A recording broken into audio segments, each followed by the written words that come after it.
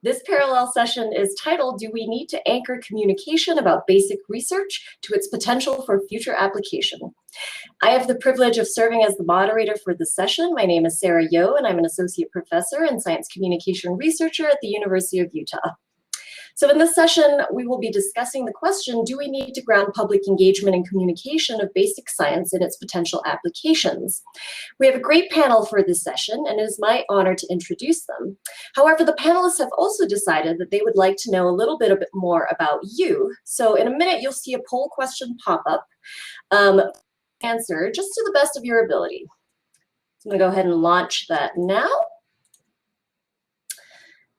So while you're responding to our poll, let me introduce Marley Jarvis, who is a marine scientist turned science communication professional, educator and administrator at the Institute for Learning and Brain Sciences at the University of Washington.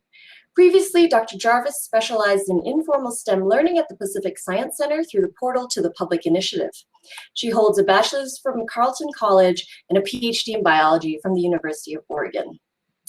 Our second panelist, go ahead and give a wave. Katie McKissick is a former high school biology teacher turned science communicator.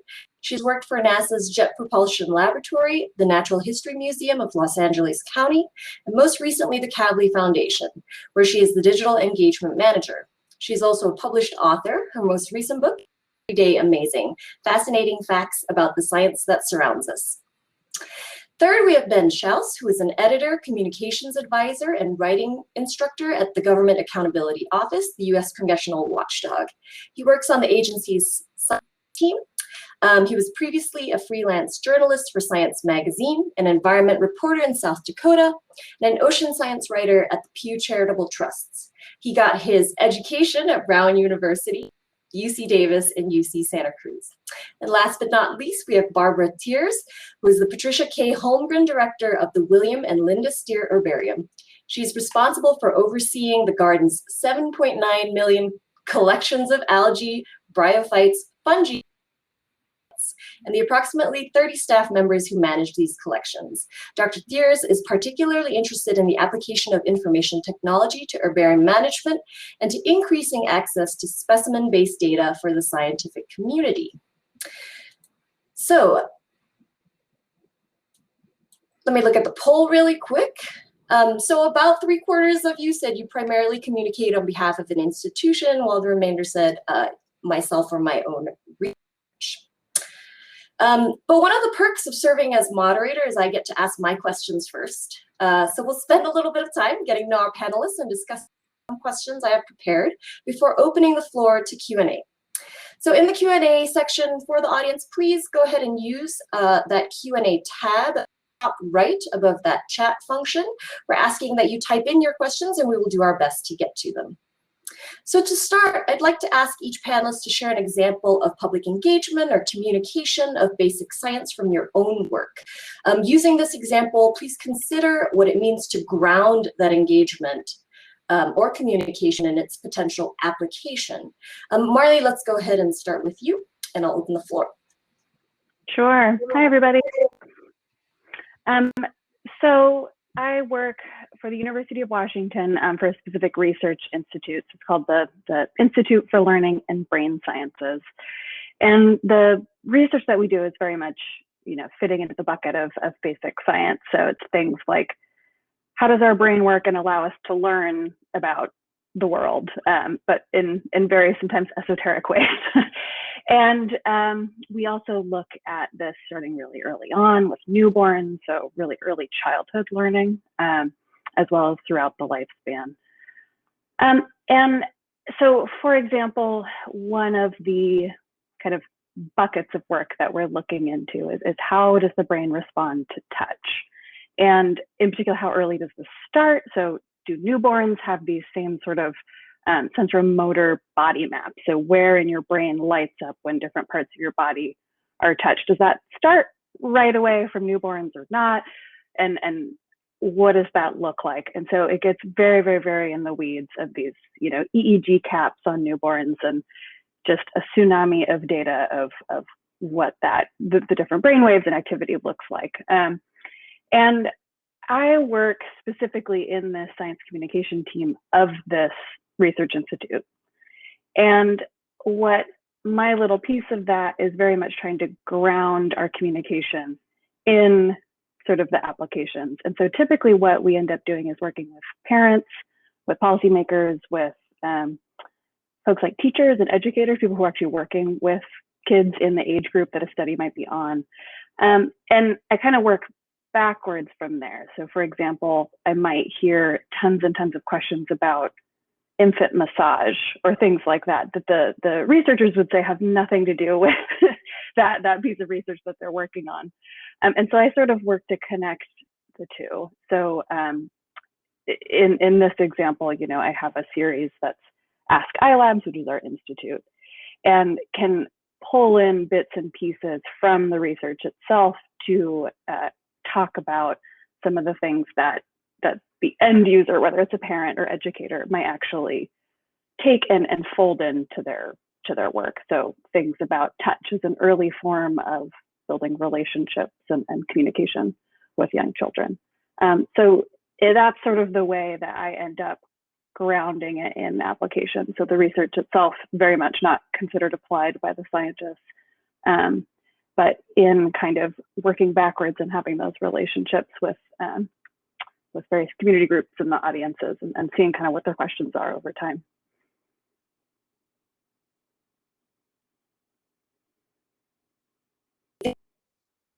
Ben, do you have some thoughts? I can repeat the question if you'd like. No, I'm good, thanks. Yeah, I'm Ben Shouse with the Government Accountability Office. My example is this thing called a Science and Tech Spotlight. And the best way to understand this is to think about a typical congressional staffer. If you've ever watched a congressional hearing, you've seen those people sitting in the background ready to help their boss. They're very busy. They might have 2 devices that they're trying to look at the same time, or they're ready to hand a document to the member at just the right moment. So my agency, GAO, exists to serve Congress, and more specifically, a lot of what we do is geared towards those people. And so when we thought about how completely overscheduled and overloaded those people are, we decided we needed to create this short product. It's just a 2-page summary of a topic and its policy implications. And if you read one, you'll see there's maybe 1 sentence or 1 paragraph about basic science. And so we very much decided we had to ground it in the applications because that's what this staffer needs. And, you know, Marley and all the other panelists, it sounds like they work on different ends of this spectrum from me, but we're very much in the urgency business and need to get those answers quickly. So yes, we get a little basic science in there, but we're very much thinking about our audience and wanting to give them very relevant, timely information quickly. And for them, that means getting them what they need to do their job. Barbara.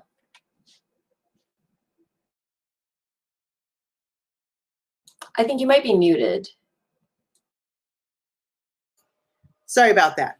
So I'm the director of an herbarium, which is like a museum collection of plants. And I work at the New York Botanical Garden, which has 3 programmatic areas: horticulture, education, and science. And then the herbarium is in the science division. However, we are very much trying to reach out to the public for a variety of reasons, partly because it's part of the mission of the garden. And also, the collections are a permanent facility. And many of the comments I make would apply equally to other types of museum collections. But these are permanent repositories that require long-term support indefinite into the future. And so it's very important that the public, as voters and taxpayers and so forth, understand what the value of these items are. There's a common misconception that the back end of museums, all the good stuff's out front, like the dinosaur, the complete dinosaur skeleton, but in the back it's full of dusty drawers of things that are forgotten and not used. However, those are the fundamental tools of basic biodiversity science. And so whenever possible, we do try to expose the public to those, although they obviously don't wander on their own. And there's we start from an easy place in a way because there's a basic fascination with life. We're part of it. People are interested in the organisms around them. However, the messages we would like to get them to understand fully is the reason we have this continuity of collections, over 1 billion objects in this country that date from several centuries back, is that these are the real evidence of change over time. And that if we're going to understand how our environment has changed, we simply have to know what it was like before in order to understand how it's changed. So that is one of the big messages that we convey about the work we do. And it's been accelerated and actually a little bit easier now that so much of our data are available online. So the public can consult any of these raw data that they want. They can perform searches and do manipulations, and we know that they do, but we can also do modeling and a whole host of other things like 3D reconstructions, so that we can bring these organisms to life, not just for people who visit the museum, but who visit digitally. So our basic, what we generally consider the mission of our work to be is to understand how change is affecting the world around us and how it might continue to do so into the future. And Katie? Sure. Hello. So I'm really excited to talk about this today because it's something I've been thinking about in my entire science and science communication career, starting when I was an undergrad doing marine microbiology research, which means that I was filtering seawater and extracting DNA and then doing an analysis to see how many different kinds of bacteria were in it. Not exactly even specific kinds, just how many different kinds, basically. And I was talking to a graduate student and I was filtering these samples from all over the world, and it was really cool. And I said, but so when we know that, and we have maybe a time series, the same place over a couple different months or different places, different times, then what? What does that mean? And he said, do we tie it to other things? Can we use it to predict something? And he looked at me like I was nuts. And he said, no, then we know how many different kinds of bacteria are in that water at that exact moment, at that exact place. And that we don't know anything about it right now. So knowing anything is good. And I said, oh, interesting. I thought it was going to have some kind of cascade because I thought it was maybe going to apply to something, but no. And then around the same time in an organic chemistry class, we learned about a particular pathway, and a pre-med student said, well, so now that we know that, how can that be used to better, humanity? And this professor, who I happen to like quite a bit, kind of lost it on this student and said, can't you just know something and appreciate something? Does it have to benefit you for it to matter? And I was just sitting there like, this is the best class ever. Continue. So it's an interesting discussion. And then through my career in science communication, starting at the USC Viterbi School of Engineering, where, for instance, I was leading students through the robot open house, where, of course, for robotics, all of it is how it will apply. This robot will help someone who is physically disabled, do household tasks someday. This robot will rescue people from a nuclear meltdown because it can help people, get out of that. And then going to NASA, where I was on the solar system team. So a public engagement opportunity was the Explore JPL open house, where I was just by the Enceladus, one of Saturn's moons, model, and just explaining to people what we've learned about Enceladus because of the Cassini mission. And that has no application, but no one said, and because it was a particular audience who chose to sit in traffic and go to JPL all day, they didn't say, well, how does knowing about Enceladus's plumes help me? Because that wasn't their driver for being there. And then and similar to Barbara, being at the Natural History Museum, talking about museum collections, and some people want to know how you could use them in the future, and you can just get. But the point is that it could be for anything, and it's worth keeping these, even if it's not going to cure cancer. That's kind of the example we get at. And now at the Kavli Foundation, doing outreach and doing social media, it's this interesting question about basic science, because yes, it's wonderful because it can lead to all these downstream things we never could have thought of, and so much of the technology we have today is actually really dependent on people tinkering 100 years ago and learning things about atoms and that leading to transistors and everything. But also some things are just worth knowing even if they don't help you. And so really in any way. And so it's just an interesting philosophical question. So that would be why I am excited to talk about this with everybody. Thanks. Yeah, it's interesting too. It strikes me that there seem to be some domains of basic science that sometimes we feel have more inherent value or inherent right than others.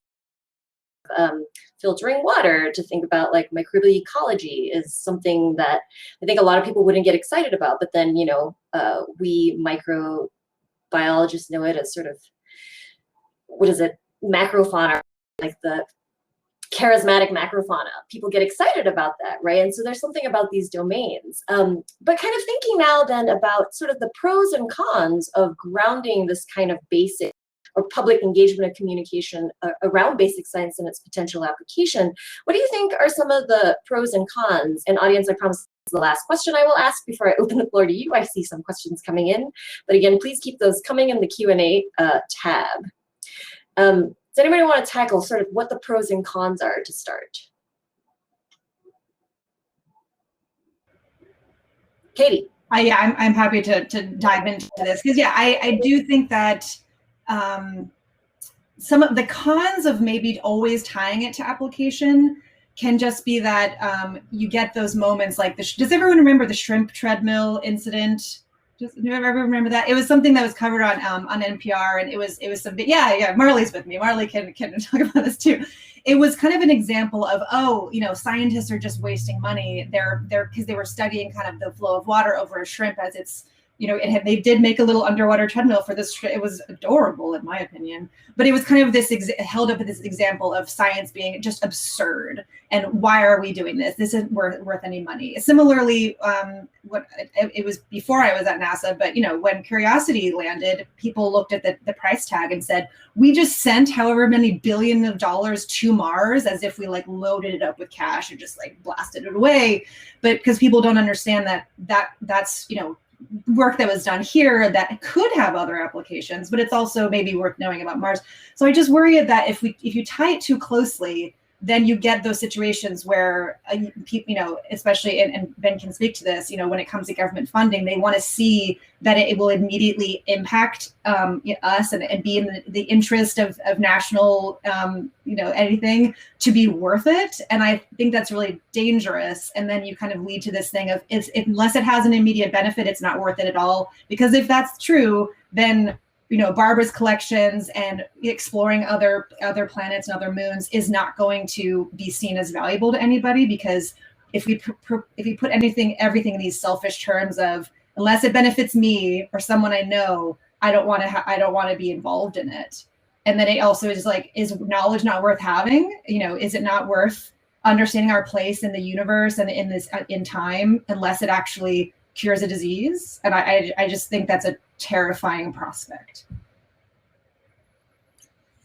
Yeah, I think +1 to all of that, but then I guess I'll make the pro case, which is, well, let me start with a very communication or engagement focused answer, which, you know, setting aside the philosophical part for now, which I find fascinating. For us, the reason we do it is because it's what we do as an agency, but more broadly, I think it's useful for others to think about because it helps you have a strategy. It helps you understand the why of what you're doing. And as one of our plenary speakers advised, I think if I have one piece of advice for everyone, it's have a strategy, have a goal in mind, not just raising awareness, but some change that you actually want to see in the world. And for us, you know, that's more informed policy. We're a nonpartisan agency. We want to put out reliable facts. For someone like Katie, you know, that you can't articulate, and I agree, you shouldn't be held to articulating what the benefit will be tomorrow. But I think we all communicate or engage with some goal in mind, and sometimes that's decades away, and sometimes it's nebulous, as, you know, maybe it's a cure for something, but it's also just good to know because, and so whether that goal is, you know, getting more kids to enter STEM careers, getting the public to understand and support science or your specific institution, I think it's great to write down that goal and be as specific as you can, because that really guides your communication, and it stops you from having to do, oh, do I need to be on Twitter? Oh, do I need to do this? You work backwards from what are you trying to accomplish, and you figure out who's the audience you need to reach, and what do you need them to do to help you with that goal. Barbara, you're muted. In natural history, we fight the thing that many people may be interested. Everybody likes a dinosaur, a pretty bird, or a big cat. But the problem is that they often don't actually see that as science. They see a division. There'll be people who love nature study, but say they hate science. So having to bring the science into that is both a wonderful opportunity when you can show data in the aggregate and how it's analyzed and so forth from organisms. The danger comes that when you can show people cool objects or talk about them in some way, but when you're dealing with one organism among billions, there's rarely just one that is more important than all the others. Having given tours of collections for 40 years, I've so often had the question, what was the one specimen that changed the thinking? What one specimen? And there isn't one, it's always aggregated, but this is an opportunity actually to just talk about how science is a series of building blocks, and it doesn't matter what it is. There are very rarely so few studies where one study was the one that proved a point. It was the beginning of a whole lot of other studies. So it's an opportunity. It's a problem, but also an opportunity. I say the biggest problem, honestly, is not with the public. It's with your own development office or other publicity people who really want a simple, straight narrative and often go off the deep end and overstate the significance of something in the effort to support youth. They're trying to do a good thing, but they go too far. So I guess, sure, yeah, my answer to this, so we're talking about the pros and cons of grounding and what the applications are, right, of research. So to me, that is so wrapped up in the equity around who's asking the questions that the basic research gets to study with, the billions of dollars to send the rocket up or whatever it is. Because as a former trained scientist myself, there's incredible power in curiosity-driven research. You make observations and follow things that you would have never followed if you were just stuck in the application side of thing. I think that is undoubtedly a wonderful tool that we all use even in our daily life. That came up in the plenaries, of problem solving. But currently there's obviously, especially within the basic sciences, we're talking about that, whether it's astronomy or there's still quite a bit of the research funding is going to following the curiosity of a pretty narrow subset of our society. And so when, frankly, male, white, and we could obviously have an entire conference on that. But so there's a little bit of something that rubs me the wrong way when we're saying, don't worry about how it affects you, just we're doing a really important research here, when only certain people get to have those research dollars.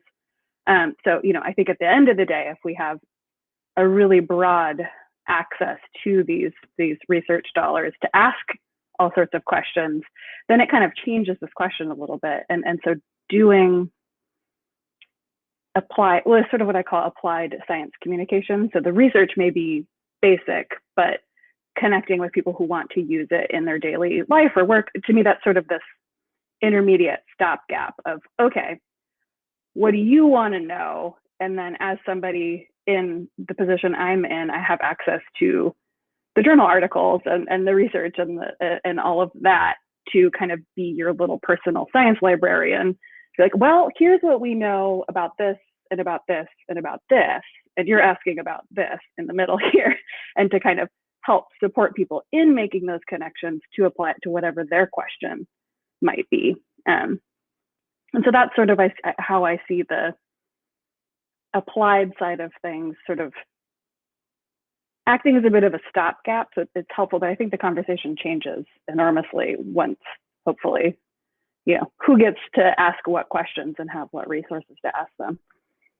So this is really interesting. I'm starting to formulate an answer for myself about the question of, do we need to anchor communication about basic research? And it sounds like a social scientist, it depends, but it also sounds like a communication person's answer, right? Like it depends, and it depends on the goals, it depends on your audience. And so I think with that, we'll go ahead and turn to the audience questions that have been coming in. So the first one is a great question. I'm working at a basic science research institute, and application-focused communication is often difficult. If we do discuss the application, it's so far off in the future, it's practically sci-fi. What can we really say while being honest about potential uses or implications, right? And so now we see kind of these different domains. So it's a challenging question. Ben, you look like you might be ready to answer though. Yeah, I'm stroking my chin. Yes. Well, first I would start off with, why do you need to communicate or engage? I keep saying communicate, it's a reflex. Why do you need to engage? Obviously, you have a source of funding and you need to let whoever that is know what you're up to and so forth. But beyond that, what are you trying to accomplish? Awareness, again, is to me not specific enough. If you want to promote STEM education and careers, say that and think about what's the best thing to do. If you want to raise awareness about the value of basic science, you've got a really steep hill.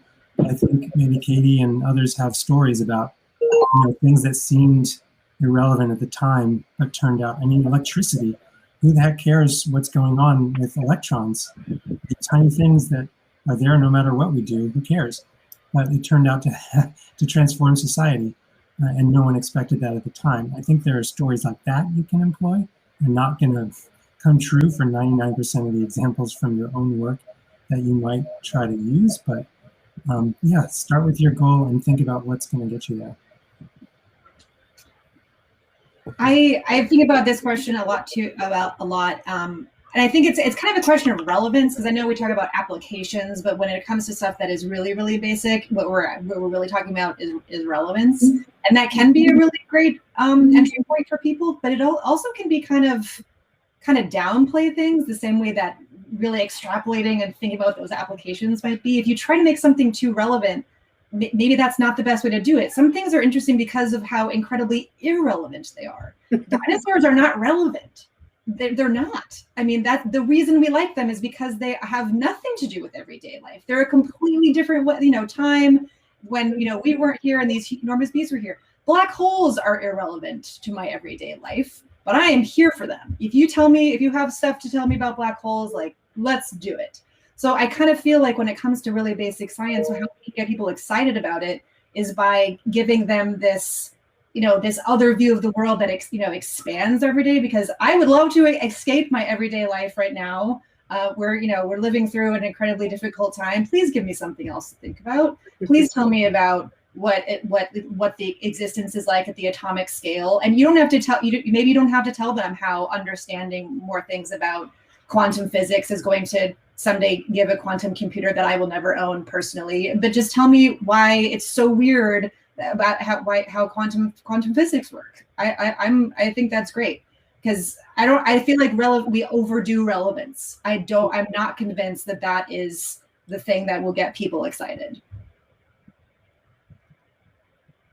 So I think that we have had some other questions in this vein, and I'd like to turn to them now. So there's some in our audience maybe struggle with appreciating basic science, knowing how cool and exciting it is, but also feeling like science for the sake of science comes from a place of privilege. So any thoughts on how to balance that?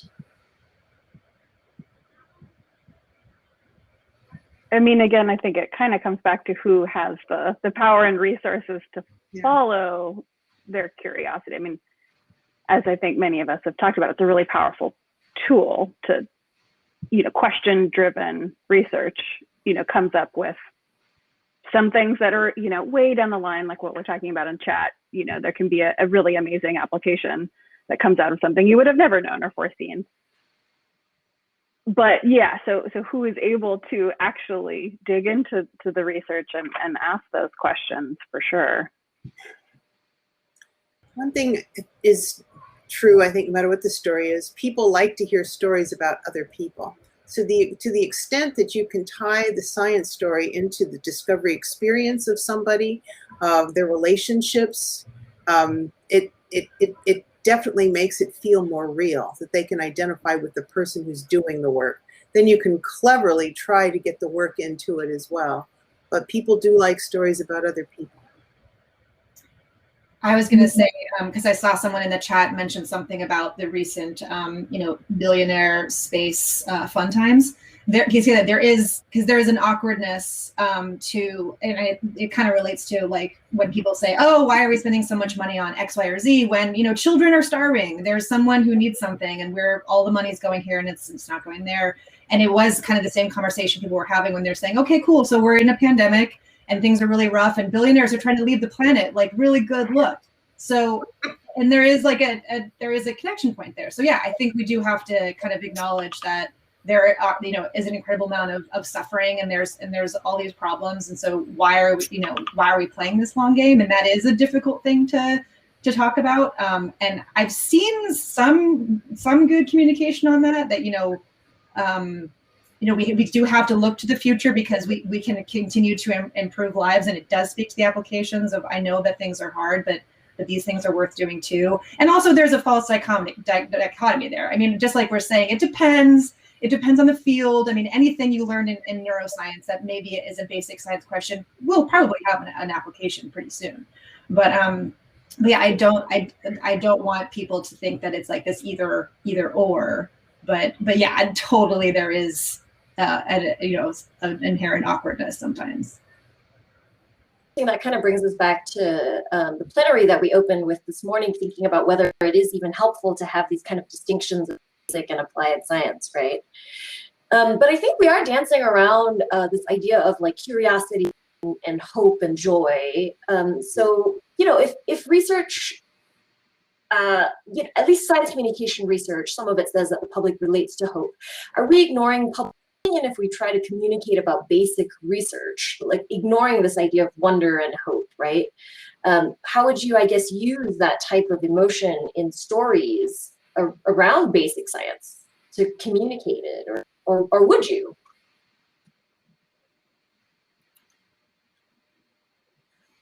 Well, for biodiversity research, it's not hard because there are a million great stories of people exploring in one way or another and discovering. It's true discovery, I mean, it's whether it's looking through a microscope and discovering, or discovering by sorting through tons of gene sequences, the idea of finding novel forms of life is one of the easier things, and how a person went about that and how they felt when they did it, because these are all very personal things. I mean, everybody in this field can tell you a story of joy or anguish or something that they experienced in their discoveries. But that's probably one of the easier parts. Maybe it's a lot easier than in physical science, although maybe not. I asked that because I have personal research interest in that. I'm also moderating the plenary later this afternoon on curiosity and awe and wonder. And so I'd encourage you all to kind of there too. But getting back to kind of questions from the audience, we have one from our own Keegan. Is it true that the general public is expecting to see short-term impact of publicly funded research? Certainly it is responsible to be transparent about what is happening with tax dollars, but have we checked this assumption? Or is the public expecting results in this case really referring to government officials?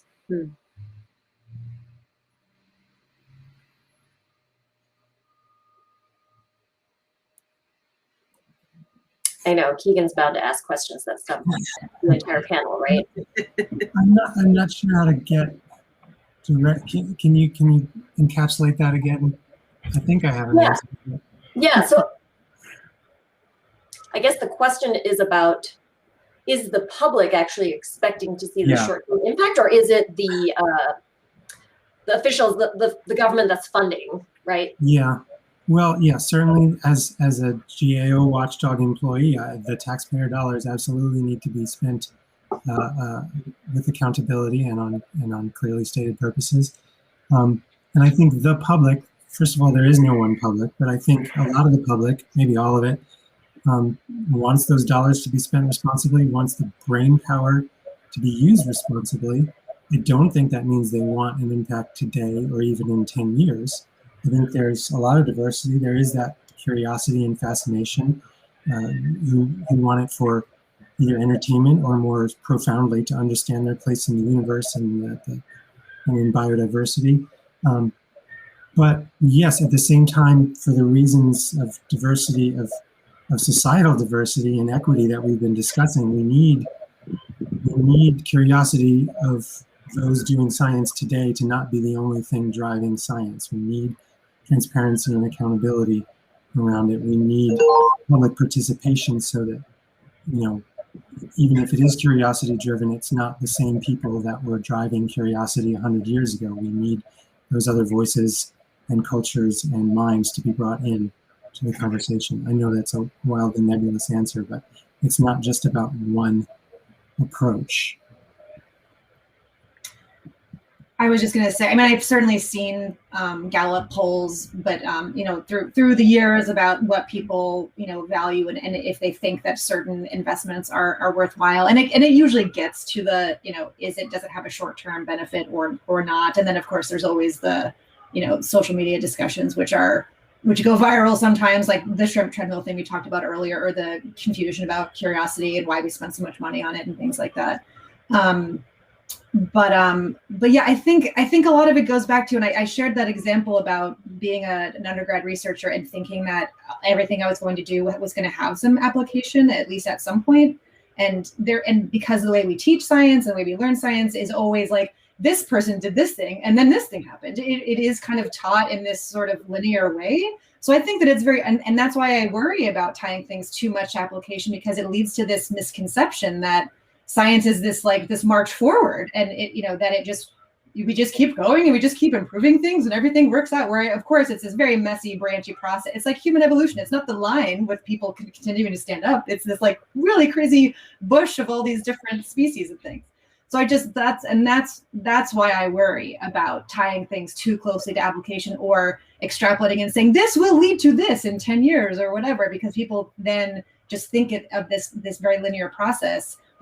My earliest misconception about science, I would say, and this is embarrassing, but in high school, I thought that what I now know, I was thinking about basic science was pretty much donezo, because we just kept learning about things that happened 100 years ago. We never talked about any contemporary scientists or profiled someone who was really in a basic science lab at the moment trying to do this research. I thought that it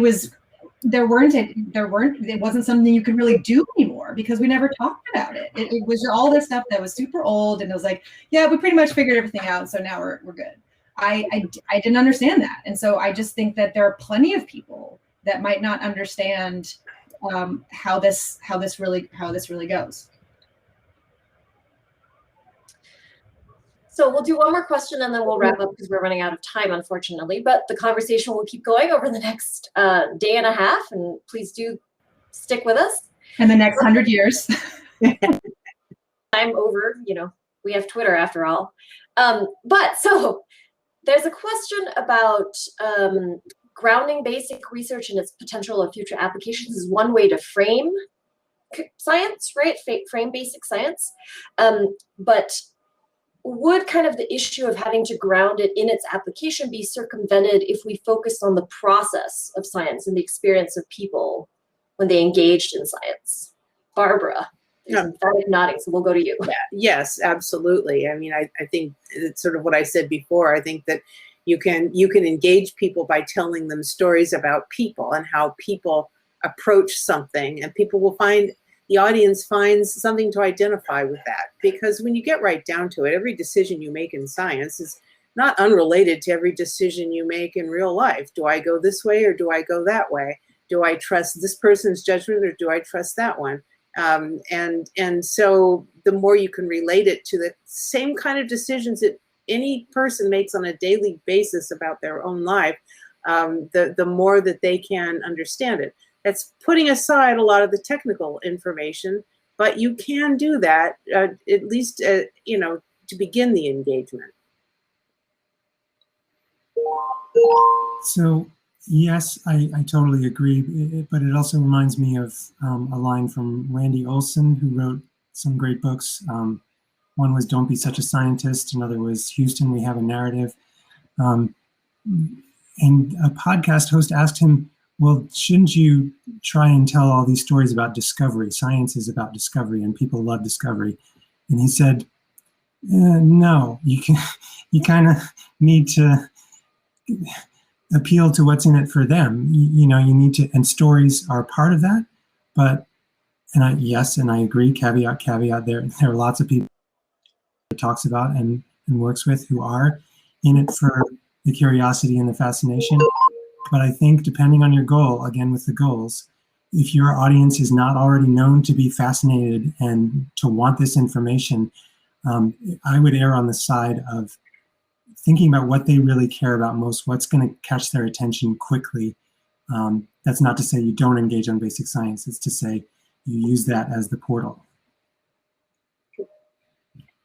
Yeah, I would just say that, it totally depends on the audience and their goals and your goals in interacting, where, in many situations, I think we could do a much better job talking about process, and that would help a lot of things.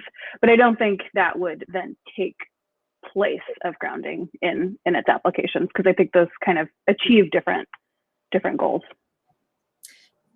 Great, thank you. So we've talked quite a lot about